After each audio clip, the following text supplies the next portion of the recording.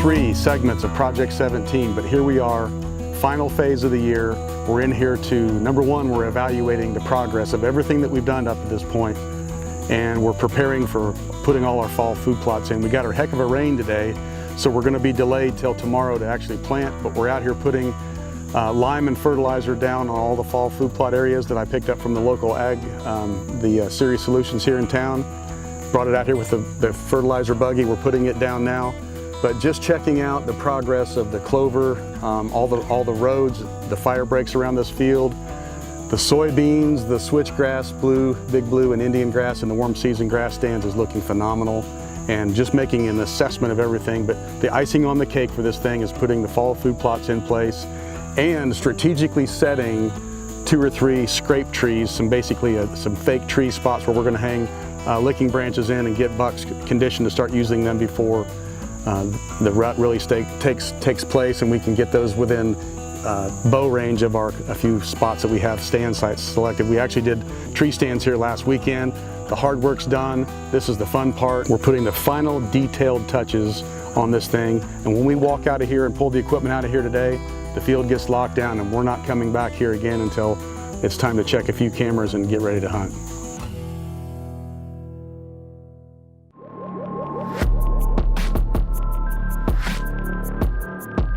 Probably a 26, 28 yard shot from the blind to right here.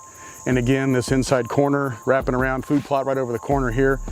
Tremendous travel corridor right here. And we're gonna run a Moultrie cell cam right behind us there on the first tree inside the timber line there. And basically setting a trap, a big buck trap right here. We're using a sassafras because of the aromatic qualities of the wood. It smells great. And I'm convinced that deer choose aromatic trees to rub on, like cedar and white pine and spruce and sassafras for that reason. They don't solely rub on those, but I think it's part of what attracts them to it. We're just loaded with sassafras and beech down here around these edges, so I thought it would be kind of cool to use a sassafras main post as the trunk, and we're gonna drill in and hang in some beech tree limbs because of the leaf on the beech tree holds all the way till springtime before the buds push them off, so there always are leaves on the limbs, and it's just I think it's just going to add more natural attraction to them. So then we can, with it being drilled through here, we're going to use a big wood auger bit and run our limbs in here at a couple angles and get a couple different directions with that in mind behind it. But then as these dry up and get unattractive, we can just pull them out and go cut some new ones and stick them right back in. But the main frame will be the sassafras log, and it ought to be good for a few years anyway.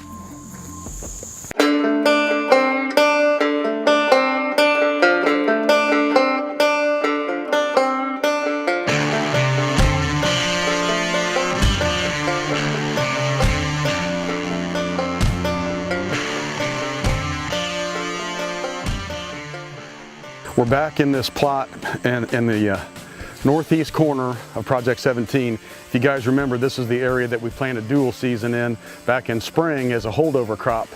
And I can tell you it did extremely well, and I almost felt guilty mowing it down because I told you it was going to be a temporary and we're going to come back in here with a fall cool season annual mix for greens and grains for hunting season. But the sorghum and the buckwheat in that planting were shoulder high in here and just as dense as can be. The deer were feeding in it. You know, you get over to think you just had such a great successful plot do well, and you kind of struggle with the thought of setting it back and tilling it in the ground. That's exactly what we did. We mowed it. You can see all the sorghum, it chopped up like silage into the soil. So we've added a lot of organic matter, but the soil worked up beautifully. We had 0.8 of an inch of rain yesterday, and it's hotter than blue blazes out today. We had some sun and wind, and it's drying off perfectly, and we worked this ground and getting ready to do my favorite planting of all time for fall time, and that is the Pennington's Feeding Frenzy. It's a great combination of greens and grains, and it has a radish in it, it has Austrian winter pea, and it's just got a big spectrum of available and attractive plants for fall time all the way through early winter and into next spring as the soil warms back up.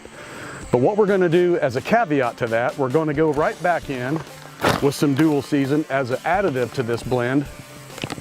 And you would say, why in the world would you want to do that? Well, it does, if you remember, it has the iron and clay cowpeas and it has soybeans in it. If you guys know what soybeans, young tender soybeans, you're trying to protect them in the springtime because the deer browse is so heavy on them, we're going to let them have free reign at these soybeans and cowpeas in this blend. So it's just another layer of attraction that we're doubling up on top of our feeding frenzy to add what they want. And we know that they want soybeans, and so we're going to put that in this. There's about 8/10 of an acre here, but my deer density, I'm going to go ahead and put 1 acre's worth of seed in the box and make sure we've got enough to cover it all. But had some great help today. A bunch of buddies showed up. We're struggling getting stuff done between the rains, but it's a good day. Fall plots are going in the ground.